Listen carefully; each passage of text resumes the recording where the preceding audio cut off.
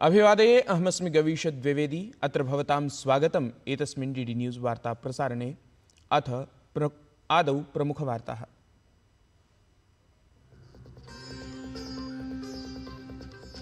प्रधानमन्त्रिणः नरेन्द्रमोदिनः जन्मदिनस्य उपलक्ष्ये अद्य प्रभृति अक्टोबर मासस्य 2 दिनाङ्कं यावत् स्वच्छता ही सेवा पखवाड़ा इति आचरेत् भाजपादलम्। देशे रक्तदानशिबिराणि, स्वच्छताभियानस्य, स्वास्थ्यशिबिराणां, वृक्षारोपण प्रभृति कार्यक्रमाणां भवेत् आयोजनम्।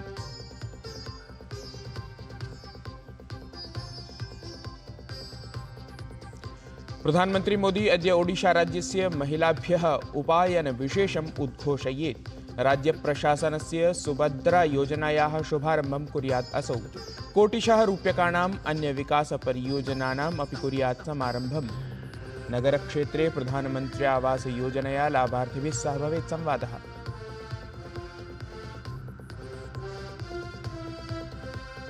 चिकित्सकैः सह संवादं कृत्वा मुख्यमंत्री ममता बनर्जी इत्यसौ कोलकाता आरक्ष्यायुक्तं समेत्य त्रयाणां स्वास्थ्याधिकारिणां पदत्यागपरां पृच्छाम् अङ्ग्यकरोत्। परम् एतावतापि चिकित्सकाः कार्यक्षेत्रं न गच्छेयुः। चिकित्सकानाम् अनुसारेण अद्य शीर्षन्यायालयस्य वादश्रवणानन्तरं ते निर्णयं कुर्युः। तत्रैव भाजपादलं ममता बनर्जी इत्येतस्याः पदत्यागाय सततं पृच्छन्ति। दिल्ली मुख्यमंत्री अरविंद केजरीवालः अद्य पदात् त्यागपत्रं प्रदत्यात्। अग्रिममुख्यमन्त्रिणः चयनाय आहूतमस्ति आम आदमी पार्टी इति दलस्य विधायकदलीयम् उपवेशनम्।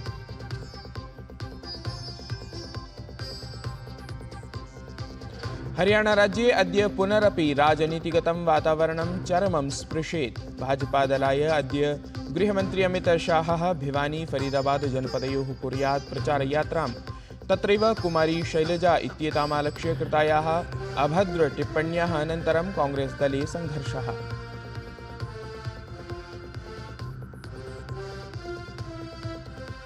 दशदिनव्यापिनः गणेशोत्सवस्य समापनम् अद्य। अनन्तचतुर्दश्यां सोत्साहं भवेत् गणपतिविसर्जनम्। मुम्बई महानगरे सुरक्षायाः सुदृढा व्यवस्था।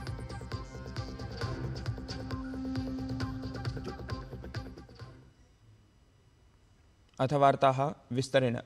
प्रधानमन्त्री नरेन्द्र मोदी अद्य स्वीयं 74तमं जन्मदिनम् आचरेत्। सः भाजपादलं शीर्षस्थानं नीतवान्। अथ अनुक्रमं च तृतीयवारं प्रधानमन्त्रीपदे प्रथमः अकांग्रेसीय नेता अभवत्।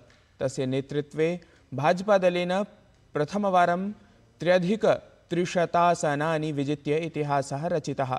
गतैकादशवर्षेषु तस्य कारणेन भाजपादलेन स्वीयसहयोगिभिः सम्मिल्य 21 राज्येषु प्रशासनं निर्मितम्। भाजपादलं प्रतिवर्षं प्रधानमन्त्रिणः नरेन्द्रमोदिनः जन्मदिवसावसरे देशे सेवा पखवाड़ा इत्यस्य आयोजनं करोति। एतस्मिन् अवसरे अग्रिम 5 दिनानि यावत् रक्तदानशिबिराणि, स्वच्छताभियानानि, स्वास्थ्यशिबिराणि, वृक्षारोपणादिकार्यक्रमाः आयोक्ष्यन्ते। अद्य भाजपादलस्य अध्यक्षः जेपी नड्डा सेवा पखवाड़ा इत्यन्तर्गतं नवदिल्ल्यां रक्तदानशिबिरस्य शुभारम्भं कुर्यात्। अथ तस्य जीवनाधारितप्रदर्शिन्याः उद्घाटनम् अपि कुर्यात्। प्रधानमन्त्री नरेन्द्र मोदी गतदिने गान्धीनगरे 4th वैश्विक नवीकरणीयोर्जा निवेशक सम्मेलनस्य अथ च सम्बद्धस्य प्रदर्शनी कार्यक्रमस्य च उद्घाटनं कृतवान्। त्रिदिवसीये सम्मेलने विश्वतः प्रतिनिधयः भागग्रहणं कृतवन्तः। सम्मेलने नवीकरणीयोर्जा निर्माणोपयोगे भारतस्य प्रगतौ तत्र चर्चा जायते।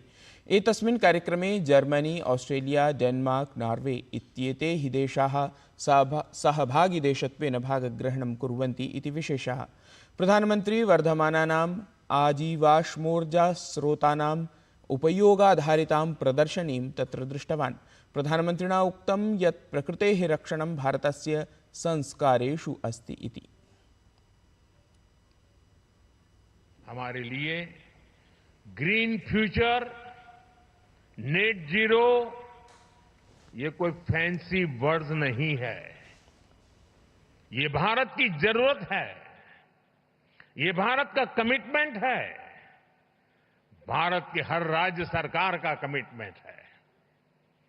एक डेवलपिंग इकोनॉमी के नाते हमारे पास भी इन कमिटमेंट से बाहर रहने का जायज बहाना था। हम दुनिया को कह सकते थे कि विश्व को तबाह करने में हमारी कोई भूमिका नहीं है, लेकिन हमने ऐसा करके हाथ ऊपर नहीं किए। हम मानव जात के उज्जवल भविष्य की चिंता करने वाले लोग थे और इसलिए हमने दुनिया को राह दिखे उस प्रकार से जिम्मेवारी के साथ अनगिनत कदम उठाए हैं। प्रधानमन्त्रिणा सूर्यगृह निःशुल्क विद्युत् योजना देशाय समर्पिता। एतस्याः योजनायाः अन्तर्गतम् 1 कोटि गृहेषु सौरपटलस्थापनस्य लक्ष्यमस्ति। योजनान्तर्गतं 75,000 रूप्यकाणाम् अनुदानं प्रदीयते। तेन उक्तं यत् स्वप्रयत्नैः भारतेन पेरिस् सहमत्याः लक्ष्याणि 9 वर्षपूर्वमेव प्राप्तानि।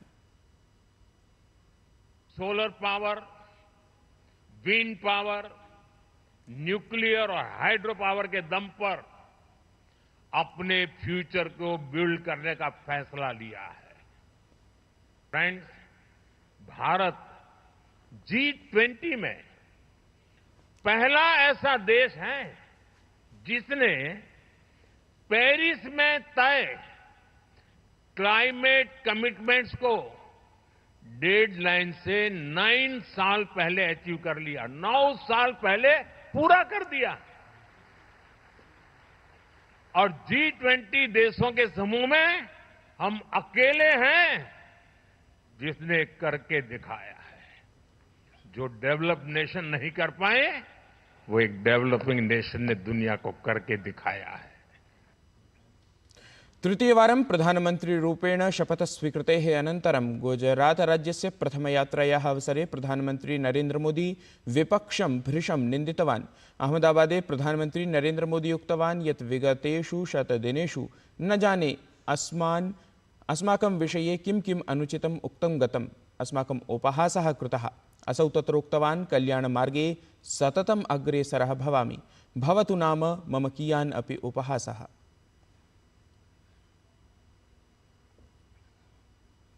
ऐषमः 8मः भारतजलसप्ताहः अद्य नवदिल्ल्याम् आरभते। राष्ट्रपतिपदासीना द्रौपदी मुर्मुः भारतमण्डपम् इत्यत्र कार्यक्रमम् उद्घाटयेत्। सहैव केन्द्रीयजलशक्तिमन्त्री CR पाटिलः मन्त्रिस्तरीयाधिवेशनस्य प्रदर्शनीभवनस्य च उद्घाटनं कुर्यात्।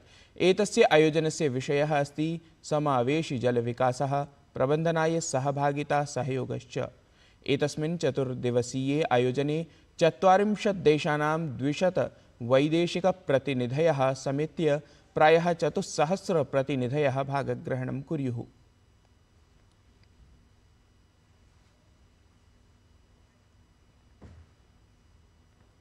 हरियाणा विधानसभा निर्वाचनानि आलक्ष्य सर्वाणि दलानि पूर्णसज्जतायां संलग्नानि सन्ति। भाजपादलेन अपि हरियाणा विधानसभा निर्वाचनं निध्याय प्रचारकार्यं तीव्रीकृतम्। अद्य केन्द्रीयगृहमन्त्री अमितशाहः हरियाणा यात्रां कुर्यात्। तत्र सः फरीदाबाद इत्यत्र, भिवानी इत्यत्र च लोहारू विधानसभाक्षेत्रे जनसभाद्वयं सम्बोधयेत्। अमितशाहः लोहारू विधानसभायाः भाजपादलस्य प्रत्याशिनः JP दलाल इत्यस्य पक्षे जनसभां कुर्यात्। अमितशाहः हरियाणाराज्ये मुख्यप्रचारकत्वेन नैर्वाचनिकप्रचारस्य आरम्भं कुर्यात्।